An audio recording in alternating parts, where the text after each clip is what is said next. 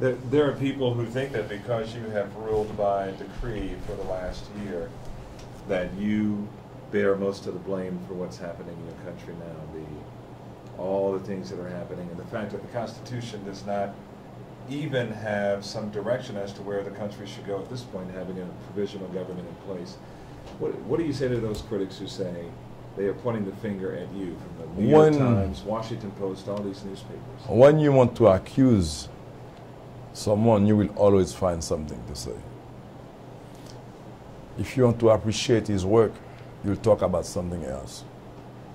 You will talk about the million of the people who are under the tents, and you will realize that if you want to see a few more tents, you have to really dig, because most people are back at home.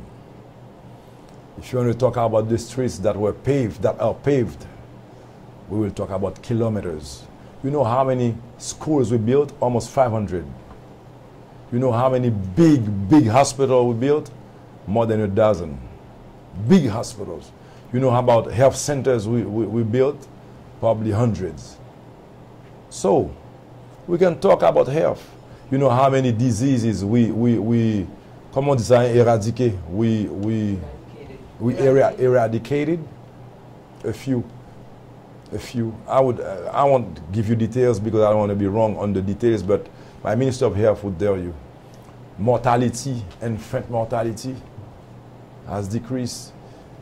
AIDS transmission from mother to child. I don't know the terms. I'm a musician, not a doctor. But you know, has declined tremendously. On the health sector, on education, on social issues, we have done big things. In reconstructions, we have done big things. On democracy, the rule of law, freedom of speech, allowing these people to say anything, not just about the president. Forget about the president. He has privilege. He is president, so they can attack him. But my entourage, my chief of staff, my people who are here giving their best, you know, putting everything at risk, and you just because you can't get a contract, or because we don't pay you to be quiet, and you say anything to these people about these people. It's been a great experience, man. I was able to discover the world. What you see and what it is two different things. I could look at you, look at your eyes, and tell you that you have two liars here, because what you see is not what it is. Do you think if you would remain in office that there would be a coup d'etat? Do you think if you remained in office there would be a coup d'etat? Let me tell you. First of all, you say, if I remain in office, how would I remain in office? My time is up. At the time of campaigning, but you also said that you were not going to step down. I never said that. Whoever translated for you lied to you.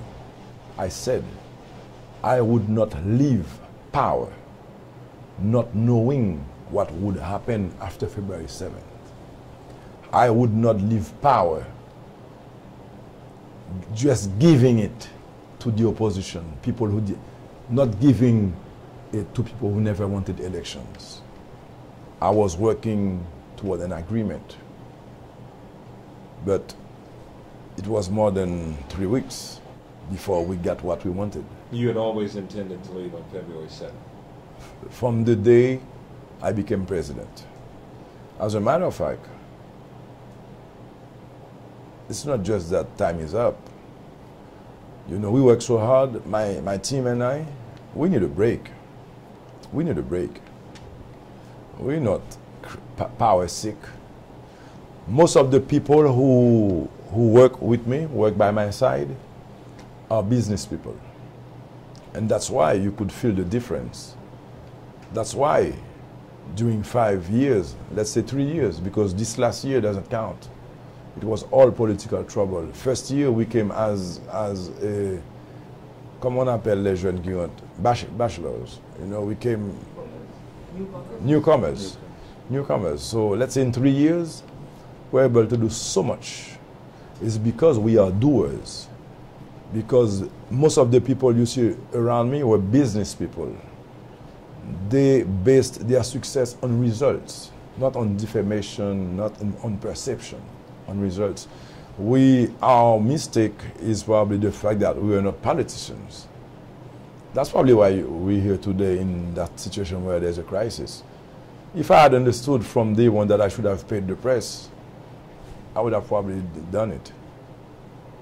I would have done it probably. So they would not have said bad things about us. But when they became frontal, like against me, I decided, well, you can say your things. I'm not gonna bend, you know. Keep on saying what you want. I'm gonna remain focused on education, on health issues, on the elections. I've tried since 2012 to have elections. They never let me have elections. Well, people say you never wanted to have them. There are the critics back in Miami who say you never wanted to have them. Back in Miami? Who are these people? People in Miami are criticizing what's happening in Haiti. First of all, if you want to be a philosopher and say things about informations, you have to make sure that the information is right. I went to school and I remember that theorem: when the hypothesis is false, the conclusion is false.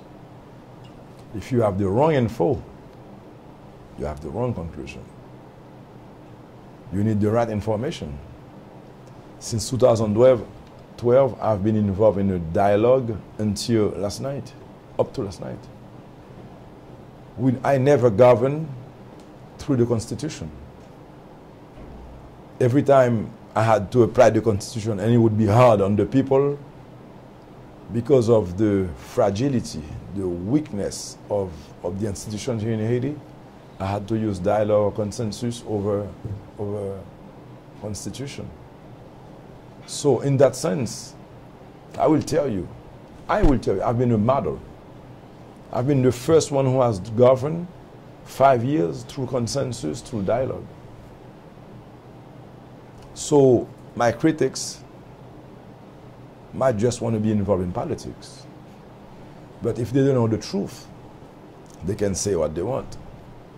But they won't convince me, because they're making the news about me. But me being the news, I know the truth. I own the truth. I know that what they say is false. But you, over there, for listening to what they say, and from what they say, making a conclusion on false info, is keeping it on a lie. Mr. President, what about those who say that you should never have allowed Aristide and Baby Doc to come back? I never allowed it, Aristide. And again, Calvin, this time I'll blame it on you.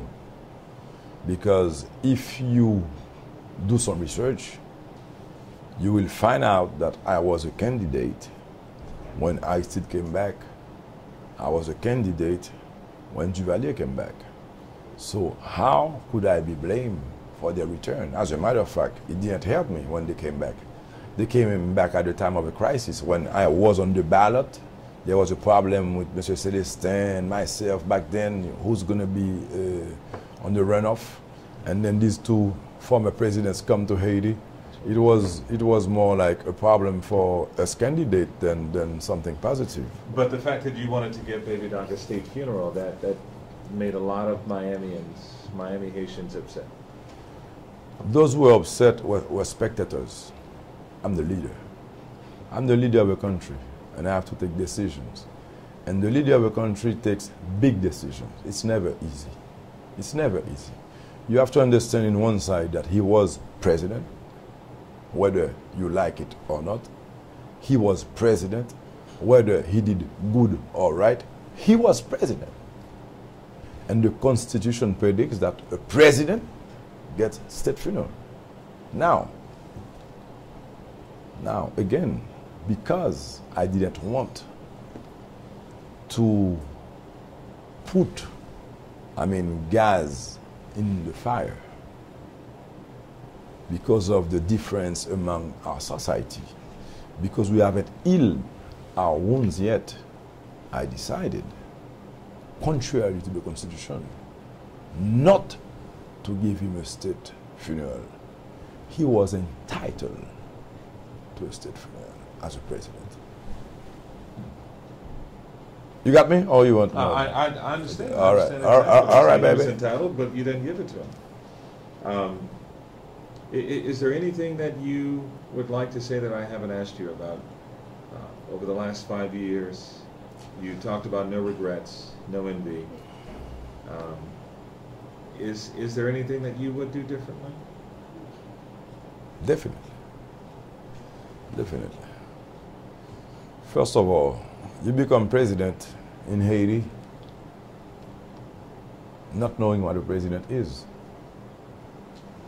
especially in a country where the structures are not in place. There is nothing to lead to continuity. I become president and I find this office empty. Nothing on what was happening before, at what stage we were, what's important, what is not important. So I hope that you can imagine how long it will take me to even understand what my responsibility is, a former musician. I should be applauded because it didn't take me 6 months to start with the free education. It didn't take me 6 months. I became president in May 2011. In September, I had free education. So it tells you that although you don't learn how to behave as a president, although you don't go to school for that, I was good enough to be able to implement, after 6 months, free education in my country. Excuse me, it's still not the best system. You know, through time, we will fix it. Through a good parliament to vote the laws, we will fix it. But I did, in 6 months, what we had not been able to do in 211 years of independence. And same on the health issue. Same on taking the people. Can you imagine? I think I've told you in one of our previous interviews that when they said on the radio, the next president of the Republic of Haiti, Michel Joseph Martelly, I'm president. The second you become president, the problem starts. Because at the time of campaign, I had promised my people to take them out of the tents. I was a musician, playing the keyboard, drinking my rum. How do I do that? Do you know that I was able in 2 years to remove all these tents? Now, if you want to talk about what I was not able to do, we can talk about it. Someday, I'll probably write my memoirs, you know, and I will tell you more of what I didn't get a chance to say today. Because, you know, these last weeks have been tough on our team, working every day, every night to get a solution to the crisis. And today is the day we finally signed that agreement. Tomorrow I leave office. I'm in a state where it's a big for me, and I might be away from everything that I would like to say now. You know, I'm in a cruising situation where finally, man, I'm going to take a break. Well needed, you know, finally. I'm starting to look back. When I say no regrets because I've done a lot, but regrets because we could have done much more. You know, no envy to continue using the privileges of a president, because I was a president before I was president. I was on stage, thousands of people screaming, Mickey, Mickey. I was on top of my float with 1 million of people singing my songs. You know, I can get on a stage with Julio Iglesias. I can get on stage with Lil Wayne. I can be on stage alone. You know, as an artist, you have that freedom. So I had privileges before. So no regret, no envy. But now I think my team and myself, we need a big break, and we'll be back. We'll be back because it's not about being president. It's about fighting for what you believe. It's about fighting for a better Haiti, fighting for a better tomorrow, fighting for a better life for our people. And that's what drove me to become president. Not, you know, that fight to remain in power until May 14, I could have done it. Because the same constitution that says that my mandate ends on February 7 stipulates that my term lasts 5 years. My term ends on May 14. I'm not saying I would have won the fight, but with so much instability right now, and me not wanting to leave my country in some type of uncertainty, and due to the fact that on February 7, the Constitution doesn't predict what happens, due to the fact that Article 136 in the Constitution predicts that the President of the Republic, the Chief of State, has as a mission to guarantee the good functioning of the institutions and also guarantee continuity of the state. So I had the power to take decisions for post-February 7. And part of that decision could have been that I remain until May 14, first of all, to complete my mandate, secondly, to find the right solution. But Mr. President, you said that the real problems are going to begin, which is a dire prediction for your country. You said when we were talking on the couch that you think now that you're leaving, the country hasn't seen what's coming next, and it's pretty bad. That's not what I want. This is what I foresee. And believe me, although I told you I'm going to be vacationing, I think we have to engage ourselves to avoid that. Because enough crisis for Haiti now. We need something better. So we're going to do our best to avoid that. But I also hope that you understand that people who have voted for a change might be very uncomfortable with having to deal with this situation where those who stopped the elections come back to power without elections. You think that's ultimately what they want? Not have to go through an election process? That's what the fight was. That's what it's been always. No elections, back to dictatorship. I don't call it dictatorship. I call it anarchy.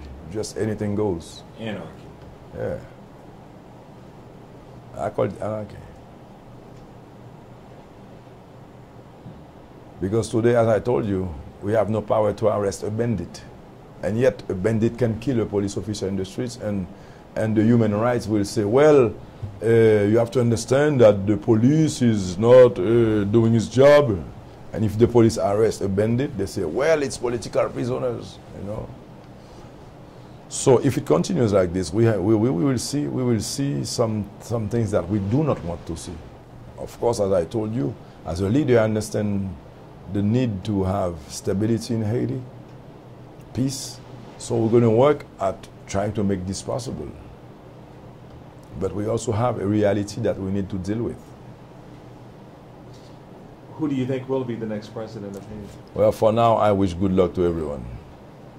For now, they can all have it. The responsibility is theirs now.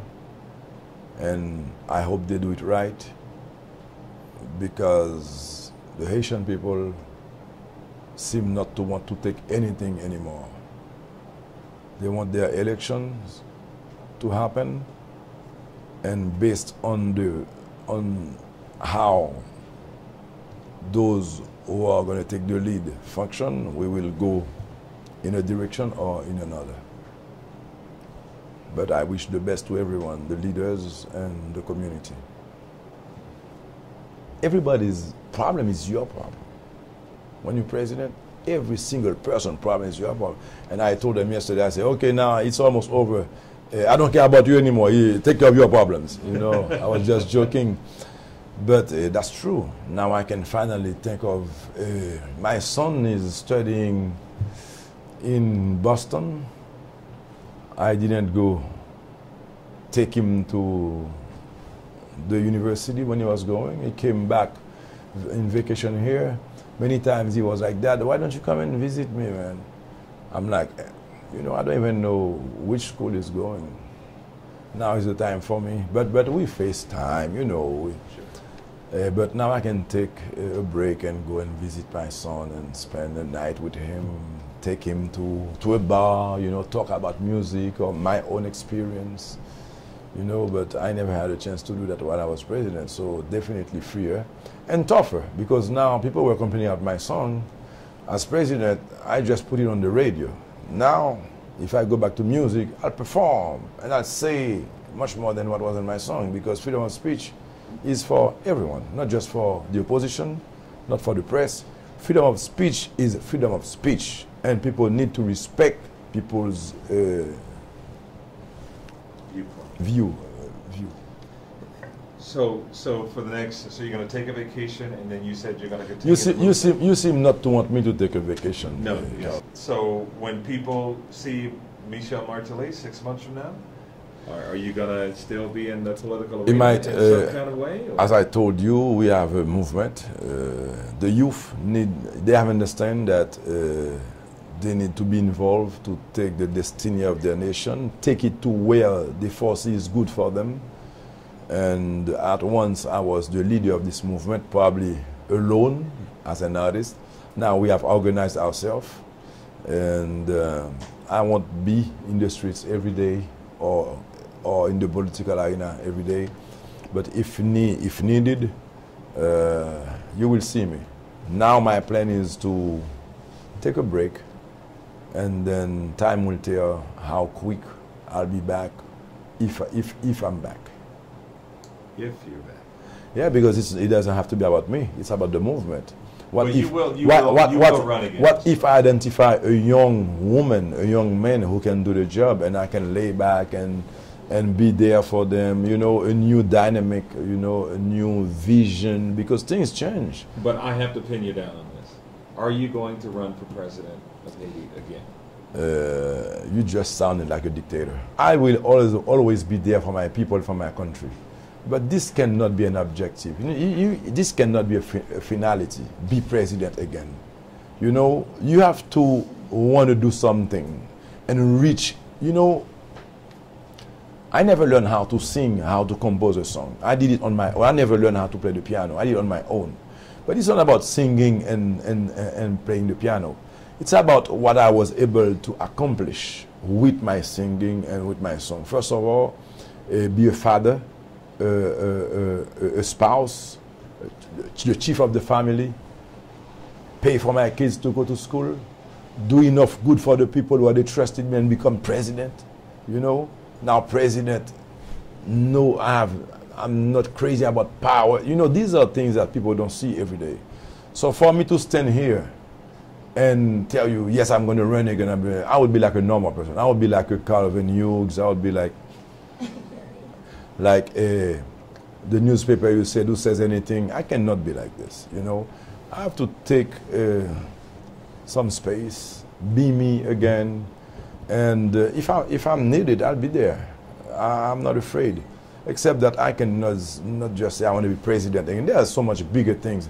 There are things that I wanted to do for the people while I was president that I will be able to do as a civilian, but I couldn't do it. You know, so we have time. We have time. My final question for you: were you forced into the deal that was made overnight last night to have the provisional government? It doesn't really matter. We had to do something for Haiti. We did it. Whether we were forced or convinced or part of it, for part of the plot, I think something that is defined, something that is well written, something that shows the way forward was an imperative for Haiti at this crucial time. I was part of it. I'm happy. All I can say now, job well done. Hasta la próxima, Presidente.